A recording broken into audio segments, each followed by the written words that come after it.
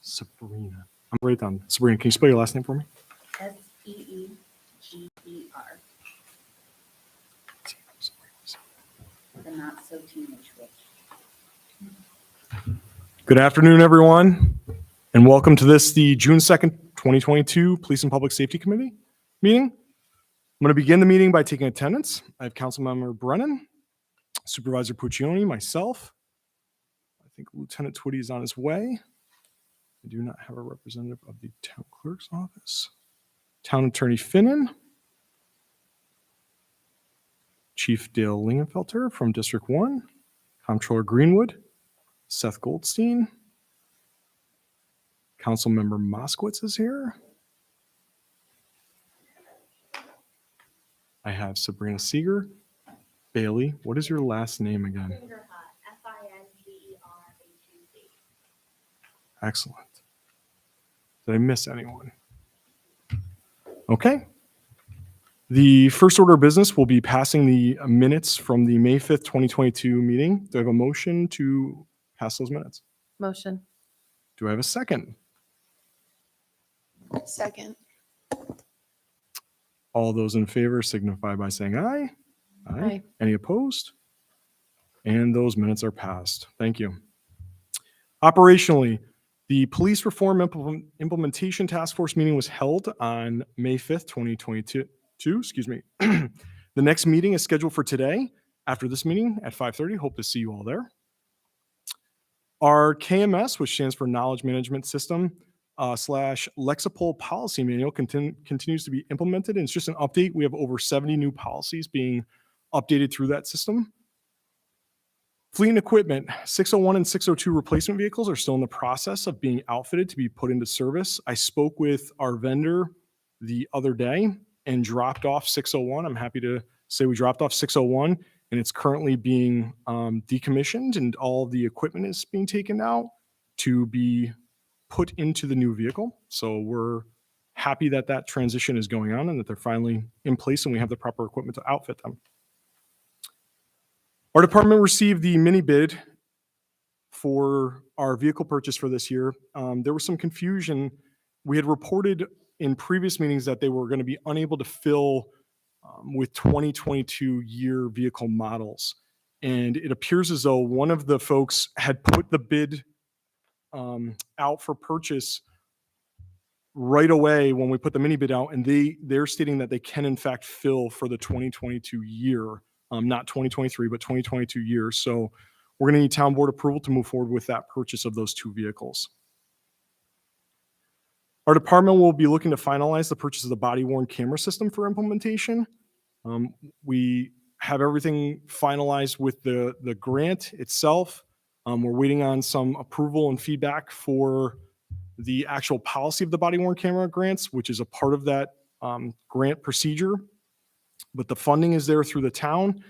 We are going to have a meeting tomorrow. Seth Goldstein, myself, and Detective Kafag are going to meet to finalize sort of what we believe we're going to need to implement this from an infrastructure and equipment standpoint and get those numbers to the town board to hopefully get that purchase made.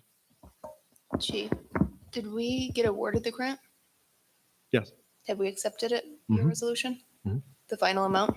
I know we did it to apply, but I don't remember doing it for, We can't accept it until we submit it. You mean the actual funds? This is for a different grant. Yeah, it's a Oh, matching, different. this is the matching Okay. grant. sorry, I thought this was the one for before. Okay. Nope. The building, the Sally Point drain continues to be plugged. Charlie is working tirelessly on a lot of other projects, including getting the pool going and things of that nature. And I know this is still on that list. We're going to have to monitor that situation, hopefully moving forward to get that done.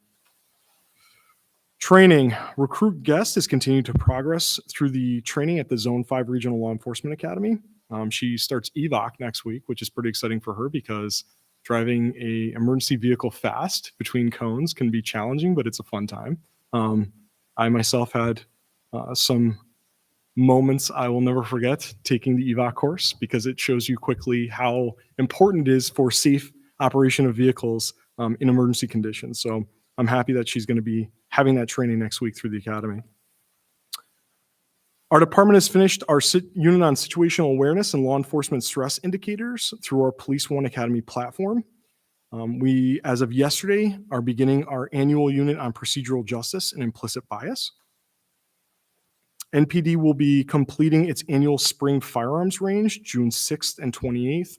We put that out there because we live in a world where when folks hear gunshots, obviously that can be triggering for them. And we like to publicly sort of put out there the fact of the dates of when we're doing this training in case folks do hear those things. And the UCC will be notified as well so that if we do get any calls from our residents or community members, they can quickly sort of alleviate their concerns regarding those things.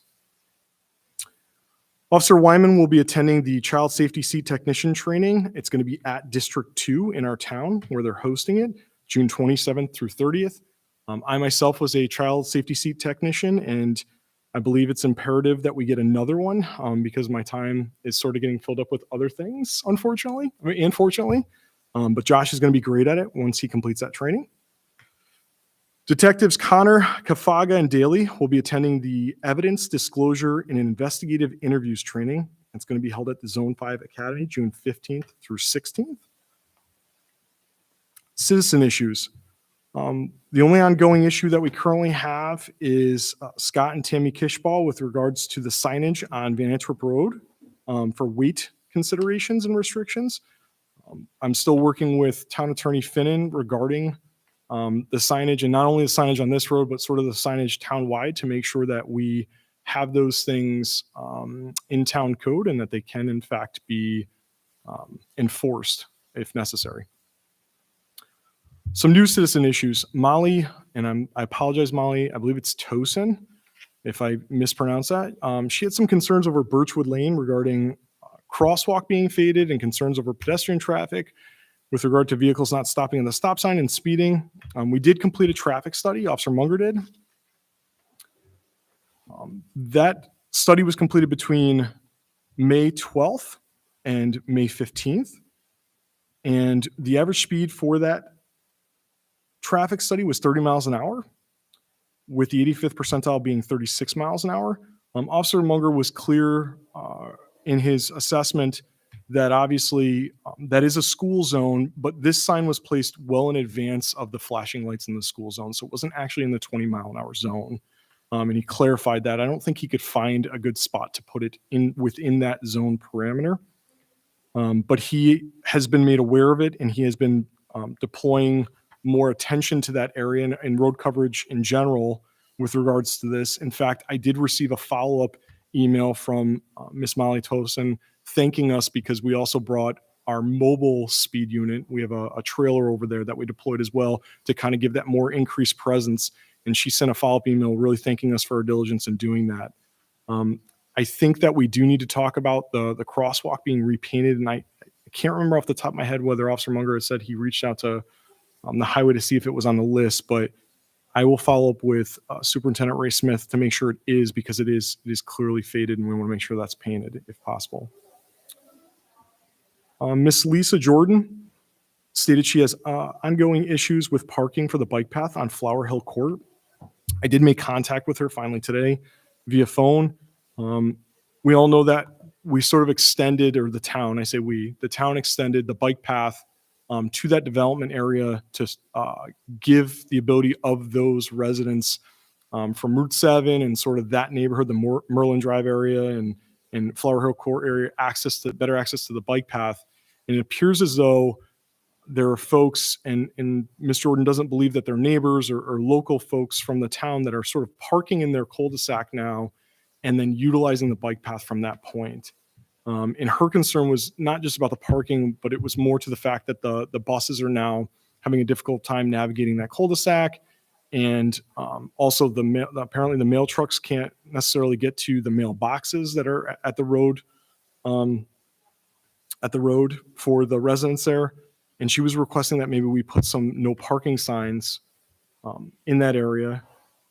I was very clear that the process is not just putting up signs, and she understood that, but I think it's something we need to look at. I asked her to sort of monitor that area to see if there's a pattern to it, and maybe take some photos when it does happen so that we can better understand what's going on, whether it's just, one or two people that we can make advisements to, or whether it's a more broader issue that we can address if we need to through no parking signs. So I think this is something that's just going to be ongoing. I apologize, my phones are on.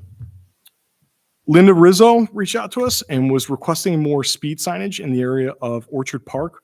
We did complete a traffic study of Orchard Park. It was done April 25th through April 28th. During that time period on Orchard Park, and I don't have, it was the specific location on Orchard Park. I'd have to look that back up. I'm sorry.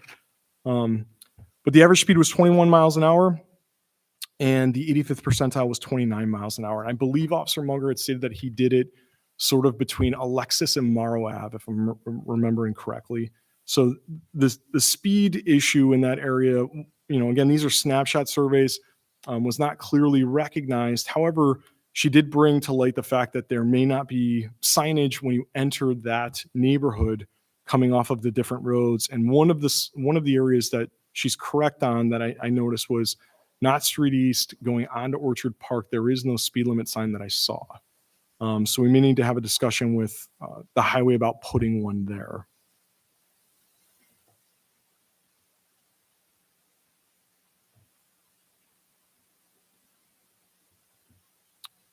And then lastly, under new citizen issues, it's not lastly actually, because we have to mention Mr. Garrett Corder. Mike Casella reached out to us regarding the town considering making the area between the bike path and river at Lions Park a no parking zone. I know he had brought this up in the past when I spoke with him to the town board. If anyone's familiar with that area, so the train station is at the end of Lions Park, and it backs up to the river. And to the right of that, there's a boat launch that is utilized by folks that crosses over the bike path to the river. And what's happening is now, and I was there the other day and actually observed it as I was driving by, folks are not launching boats. They're pulling over the bike path and they're parking in the boat launch area, blocking the boat launch area. And I reached out to Fire District 2 Chief Josh Wyman and specifically asked him, do you guys launch the airboat from this location? If we needed to somehow get to the river, would this be a point of contact? And I don't know if you want to speak to it too. I'm not familiar with all the launch points, but I believe one of them is down. Yeah, he stated that they do launch from there if it's anything below Lock 7. And so I think this is something that maybe we need to prioritize and look at, because if we have folks that are just parking down there and they're allowed to park down there, and now they're potentially blocking what could effectively be a water rescue mission, I think we need to look at this and kind of prioritize it a little bit. Do you have any thoughts on that, Alina? Or okay. Do you want to speak about that? Or Sure. Then we had Mr. Gary Goger called our supervisor's office, and he lives at 623 Purse Road. Mr. Goger has concerns about excessive speeding on Pierce Road, especially between Maple and Console, and he's requesting a traffic study. And we can absolutely do that for Mr. Koger. Did anybody else have anything else they wanted to speak about? Few things regarding the building, especially town hall building. The entrance into the police station is not physically accessible for wheelchair use. It is now uneven, and the pits in the cement make it really difficult for a wheelchair to get through should that be needed. Plus, there's no automated door to that entranceway, that vestibule area. And then that vestibule area, it's not accessible for people who are deaf or hard of hearing and or blind, and or deaf blind. There's no Braille usage in there. There are no actual pictures of what you're talking about. It's all listed in printed English. So anybody who uses a language other than English might find it difficult to have their needs met when entering there. Plus, there's no human there for whatever reasons that is. There's no way to communicate, even entering into the door, that there is no human staff there. So if a person's going in expecting help, there's only phones. And for an individual who's deaf or hard of hearing, they're out. They don't have access to that. That's for the police entrance area. For the town hall itself, the only signage that has Braille to it are for the bathrooms or the elevator. So for town clerk, for any of the other signage, there's no Braille indicating what's where or how. There's also no other pictures or other non-English labeling within the common areas for people who enter into the building. It's all in printed English. And again, I understand printed English is the dominant language, but if we're really trying to be inclusive, we need to do better. And then for the community surveys, I have questions about what language access is provided for those community surveys. I know that's further down on the agenda, but that's another question I have. So I can touch on that right now. Okay. We don't even have the community surveys completed. So that's something else we can take into consideration about those. Absolutely. And what other, adding to that, the town itself, what other ways do they make whatever is being offered accessible in the terms of whatever information is printed and provided to residents? Is it also offered in Braille? Is it also offered in large print? Is it also offered in other languages? Questions I have. Well, thank you. No, I think that's important. I think it's important too that you brought up, it's not just the police department. I think it's something townwide we need to look at. And it sounds like you have a lot of really good ideas about it. And so you and I are going to speak more frequently then, so we can at least accomplish it for the PD side, but we can talk about it townwide as well. So Thank you for offering to speak with us.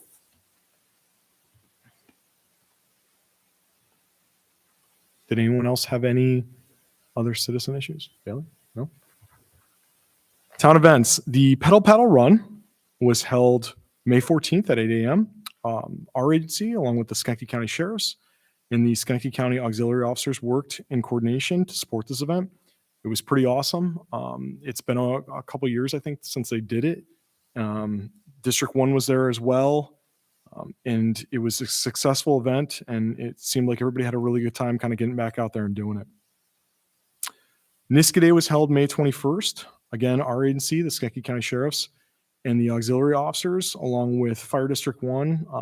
I believe Fire District 2 was there, at least for the parade. Yep, and Sanford Heights and Alplas. Yep. All the fire agencies were there as well and worked in coordination with this event. It was hot.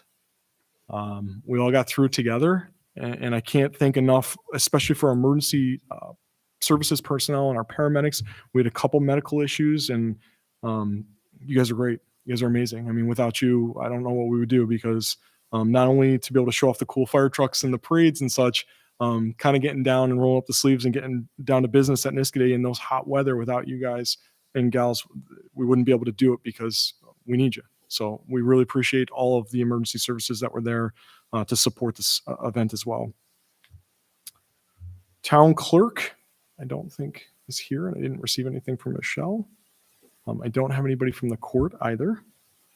Chief, do you have anything from the fire departments at all? No, nothing additional. Okay. Kind of covered it with the events. The school district, I didn't have anything other. Personnel, Officers Hemmerding and Powell have completed their in-service training. Shaq and David, it's easier to say those. Shaq and David are doing a great job, and they're out in our community. They're both on the afternoon shift currently. So if you see them, make sure you say hi and introduce yourself. And I'm going to encourage them, like I always do, to say hi and introduce themselves to our residents in our community as well. Our department is currently canvassing the civil service list for potential new hires for the next Zone 5 Regional Law Enforcement Academy, which is at the end of July, I believe it begins. We have 2 candidates currently that we're working through the paces of this, and hopefully we'll have somebody to present to the town board, potentially for appointment to that academy class. Our department is looking to fill the vacant detective sergeant position.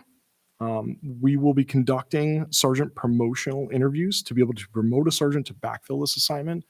This is something we've been, excuse me, waiting to do until staffing sort of leveled out to be able to accomplish. And I think it's imperative that we get that detective sergeant position filled once again, because that division historically was filled by 5 folks and right now is currently being filled by 3. And so it's really important that we get that done to give not only our current detective division that support, but also that supervision. Other community surveys, again, this is on the ongoing list. We need to continue to research how best to accomplish this. And then I just have a list of the resolutions, which we've already touched on. The 2 vehicle purchases for 2022, sergeant promotion, an appointment of a police officer. I put as tentative because that may have to be done for the July, not the July meeting, but the agenda meeting, because I believe the town board meeting is after the academy begins. So you would be requesting a special hearing or a special meeting if it can't get on for, Correct. okay. Yes. And that's the all. Body worn cameras needs a resolution too, right? It's going to be tentative until we finalize the details, but yes, Okay. it may have to go to next month, depending on, we're going to try to finalize the details tomorrow, hopefully, and get that all together. Okay. Does anyone have anything else to add? Okay. Well, thank you everyone for coming. Do I have a motion to adjourn? Motion. And do I have a second? Second. All those in favor? Aye. Aye. Any opposed? All right. Well, this concludes our meeting. Our next meeting is for July 7th at 3:30 right here. Thank you so much to everybody that attended.